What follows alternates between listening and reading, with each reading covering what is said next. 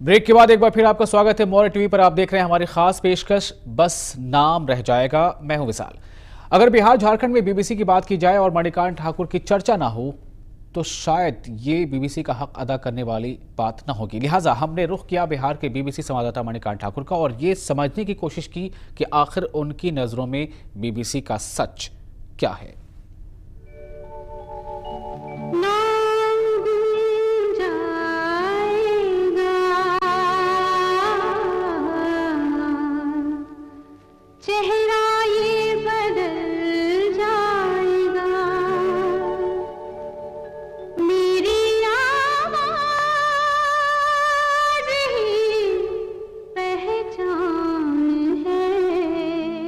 ये बीबीसी हिंदी है।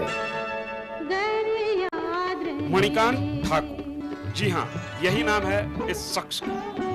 बिहार से बीबीसी के लिए इन्हीं की आवाज गूंजती है। खबर की प्रामाणिकता इनके नाम के साथ जुड़ी है। हमने जब इनसे जानना चाहा कि इस प्रतिष्ठित संस्थान में आप कैसे जुड़े तो ये शख्स अतीत में खो गया। उनकी यादों से जो बातें निकलकर सामने आई वो अपने आप में एक दिलचस्प कहानी है। वहाँ के ब्यूरो चीफ थे, बावजूद इसके उन्होंने जिस तरह से मुझसे मेरी भेंट हुई और जिस तरह से बातचीत हुई, लगता था कि बहुत पुराने दोस्त पत्रकार मिल गए हों बहुत दिनों के बाद और वो बात कर रहे हों। बीबीसी में काम करना अपने आप में किसी भी पत्रकार के लिए गौरव की बात है। यहाँ काम करने का अनुभव भी कई रंग समेटे हुए हैं।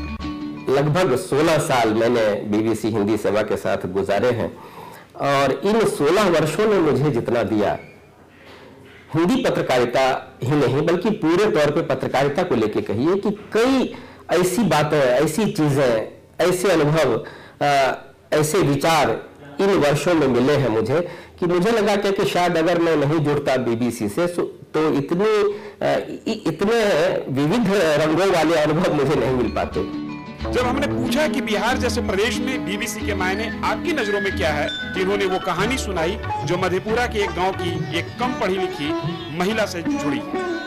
बड़ा ही एक दिलचस्प मामला है कि मधेपुरा के गांव में जब मैं गया तो उस गांव में एक हाउसवाइफ जिसको कहते हैं गृहिणी, वो आई। लोगों ने बताया कि ये बहुत लंबे समय से बीबीसी सुनती आ रही हैं और बीबीसी की बहुत सारी खबरों के बारे में उनको जानकारी है, जबकि बहुत पढ़ी लिखी नहीं है।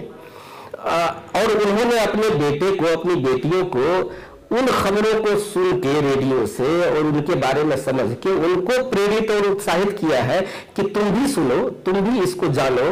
और वो बीबीसी रेडियो ने उनको ऐसा बना दिया कि उस गांव में वो मशहूर हो गई। लोग कहते थे कि वो हमारे गांव की बीबीसी है। वॉइस ऑफ अमेरिका ने भी हिंदी सेवा बंद कर दी है। अब बीबीसी हिंदी सेवा की बारी है, लेकिन हिंदी पत्रकारों के बीच रोल मॉडल बन चुके ये शख्स इन हलचलों से थोड़ा भी परेशान नहीं दिखता। मुझे लगता है कि रेडियो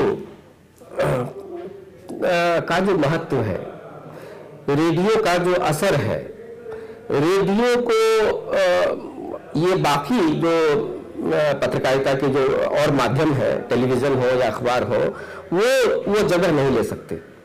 इसे बीबीसी से इनका लगाव ही माना जा सकता है कि ये 16 साल से इस प्रतिष्ठान से जुड़े हुए हैं, लेकिन अब बीबीसी ने जो फैसला लिया है उसके मुताबिक मणिकांत ठाकुर, बीबीसी पटना।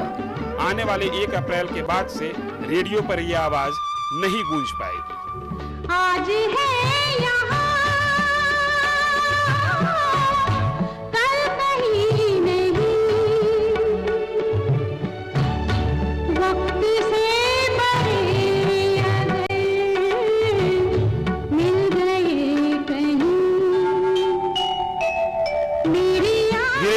पटना मॉल।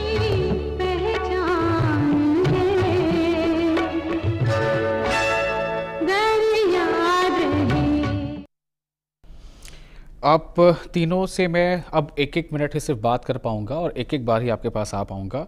मेरा सवाल ये है कि भले ही ये एक विदेशी प्रसारण सेवा थी, मेहमान के तौर पे भारत आई थी और लेकिन मेहमान नवाजी भारत की मशहूर है, तो क्या हम इस मेहमान को कुछ दिन और गुजारने के लिए मजबूर नहीं कर सकते? क्या करना होगा हमें? नहीं, सुकांत जी।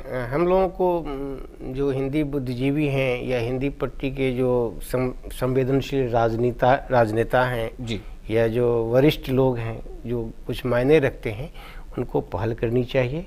ये सेवा बनी रहे, इसलिए भी बनी रहे ये सेवा कि यह ज्ञान विज्ञान की जो ताज़ा तरीन घटनाओं की जानकारी देती है, यह राजनीति की ताज़ा तरीन घटनाओं की जानकारी देती है, ये विश्व रंगमंच से हमको जोड़ती है, रूबरू कराती है। ये सूचना के सारे स्रोत खोल देती है, हमारे लिए सारे द्वार खोल देती है। इस सेवा को बनाए रखना चाहिए, भले इसकी कुछ कमियां हैं उनको स्वीकार करते NN पांडे जी, हमें क्या करना चाहिए, लोगों को क्या करना चाहिए? देखिए, BBC हिंदी सेवा का जो रीच है, मैं उस पर आपका ध्यान आकृष्ट करूंगा कि जो स्पष्टवादिता है, स्पष्टवादिता यानी दोनों तरह से बेबाकी भी है और सही आवाज़ आती है, क्योंकि वो शॉर्ट वेव पर है, यानी स्पष्ट उच्चारण सारा कुछ। इतनी स्पष्ट चीज़ हमसे अदृश्य हो जाए, ये तो हमें मंजूर नहीं है। मेरा अपना ख्याल है कि हम सबको मिलकर BBC के आकाओं पर दबाव डालना चाहिए, और जैसा कि आपने सही पत्रों के माध्यम से, ईमेल के माध्यम से। अचला शर्मा जी ने कहा ही था कि भाई आधे घंटा का कार्यक्रम फिर से हमें 1 घंटे का करना पड़ा, हमसे पूछिए। तो ऐसा नहीं है कि अगर हम कोशिश करें ईमानदारी से तो ये सोचने को बाध्य न होंगे। मुझे तो, मेरा तो अभी भी विश्वास है कि शायद ये सेवा फिर से शुरू हो जाए। रणजीव जी। हाँ, जैसा कि सब लोगों ने कहा कि इसका विरोध होना चाहिए। हिंदी समाज एकजुट होके अपने बीच से एक समाचार स्रोत के रूप में, वो इंग्लैंड का है, इसका है, उसका है, वो अलग जगह है, लेकिन उसकी जो विश्वसनीयता और रीच है उसका, आप कहते हैं कि टेलीविज़न का रीच बढ़ा है, तो मैं तो कहता हूँ कि गांव में आज भी रेडियो का रीच है, और ऐसा रीच है कि वो एकदम ट्रेडिशनल है, 25 साल से लोग सुन रहे हैं। जी, इसे बचाने के लिए क्या करें?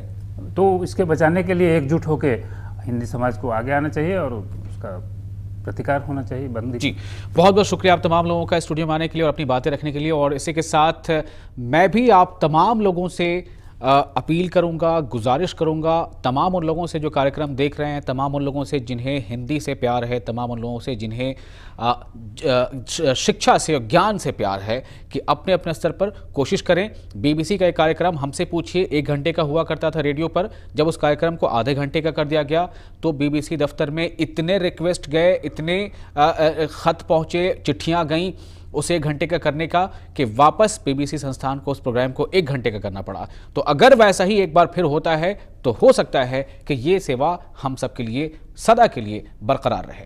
नमस्कार।